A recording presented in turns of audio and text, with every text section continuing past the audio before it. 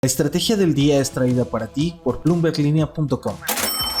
Muy buenos días. En México, la que alguna vez fuera la principal productora de acero va a la quiebra. En los mercados, a partir de ahora, las apuestas están en los recortes de la Fed y en materia electoral, la carrera se pone reñida en Estados Unidos. Terminaron las Olimpiadas, pero los mejores deportistas se llevaron una buena inversión. No olviden hacer clic al botón de seguir del podcast, activar la campana para que puedan recibir la alerta de un episodio nuevo muy temprano cada mañana.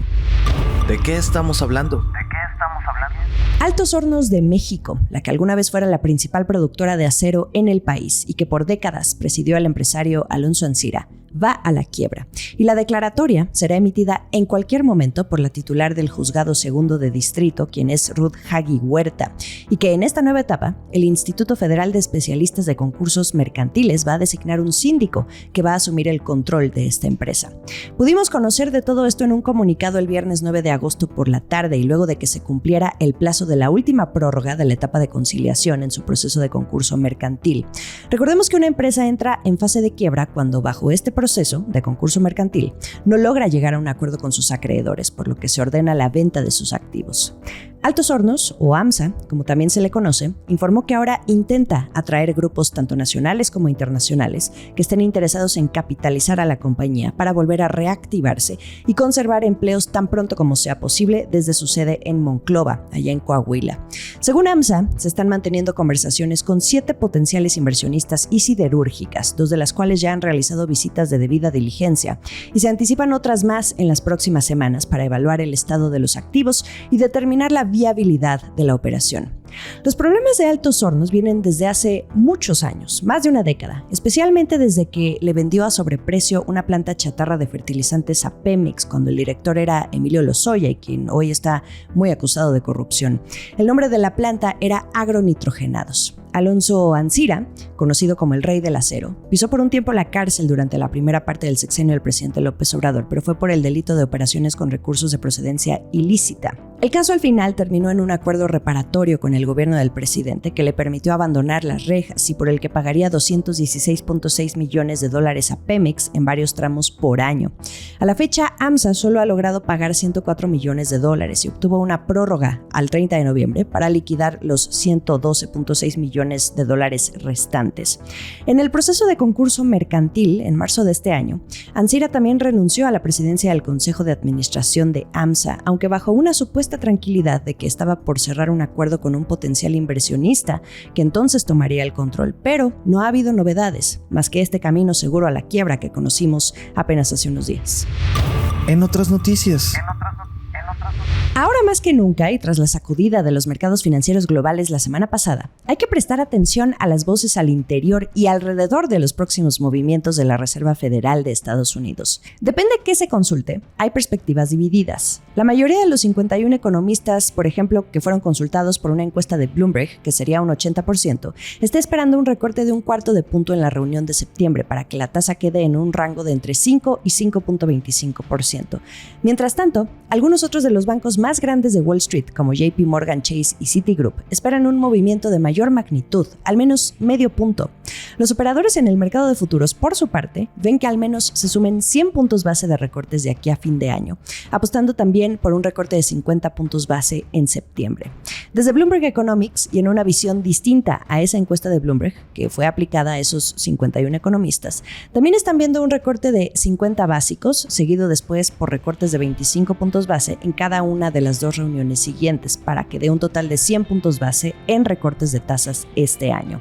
Los miembros de la Fed recientemente mandaron la señal de que no tomarían medidas más agresivas con la política monetaria tras un informe sobre el empleo en julio, que resultó más débil de lo esperado, y el cual reveló que las contrataciones se enfriaron notablemente. Además, la tasa de desempleo subió al nivel más alto en casi 3 años.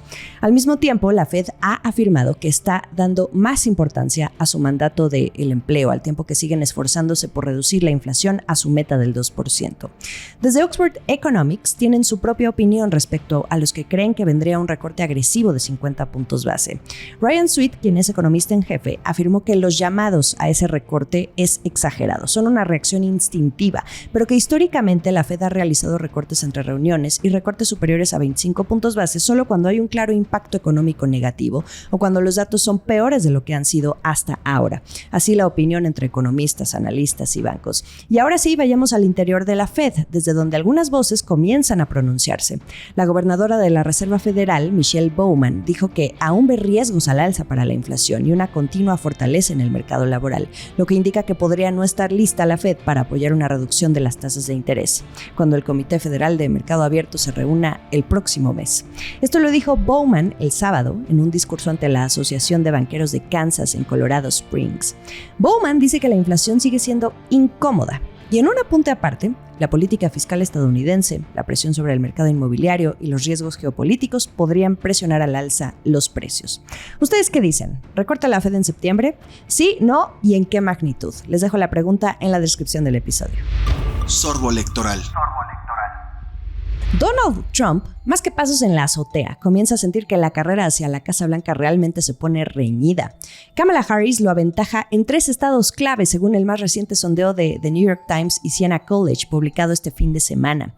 La vicepresidenta se coloca al frente con 4 puntos porcentuales en Wisconsin, Pensilvania y Michigan. El sondeo realizado entre 1973 votantes registrados entre el 5 y el 9 de agosto muestra que Harris tiene un 50% de apoyo entre los votantes, mientras que Trump solo tiene un 46% de apoyo en cada uno de los estados. El margen de error de muestreo en los 3 estados fue de más o menos 2.5 porcentuales para todos los votantes registrados y de más o menos 2.6 puntos porcentuales para el electorado probable. Esto da gasolina a la campaña presidencial demócrata, justo cuando Kamala Harris y su compañero de fórmula, quien ya sabemos que es el gobernador de Minnesota, Tim Walz, concluyeron una gira entre estados que podrían marcar la diferencia en las elecciones de noviembre. Su carta esta vez fue la promoción de su proyecto económico. Pero aquí hay un sin embargo. Cuando a las personas se les pregunta en quién confiarían para hacer un mejor trabajo en materia económica, Trump aventaja a Harris por 52% frente al 46% que ella muestra en 2 estados, Wisconsin y Pensilvania, y por 51 contra 45% en Michigan. La encuesta también muestra que los votantes prefieren que Trump se ocupe de la inmigración, otro tema central de la carrera presidencial, mientras que Harris lleva la delantera en lo que se refiere a la democracia y el derecho al aborto. El último sorbo. Terminaron los Juegos de París y ahora que se han estado moviendo los precios de los commodities, esas medallas de oro, plata y bronce que se llevarán a casa los mejores deportistas de este planeta, también implican una inversión porque pueden valer más que nunca ahora que los precios de los metales tienen el potencial de alcanzar los $900 cada una.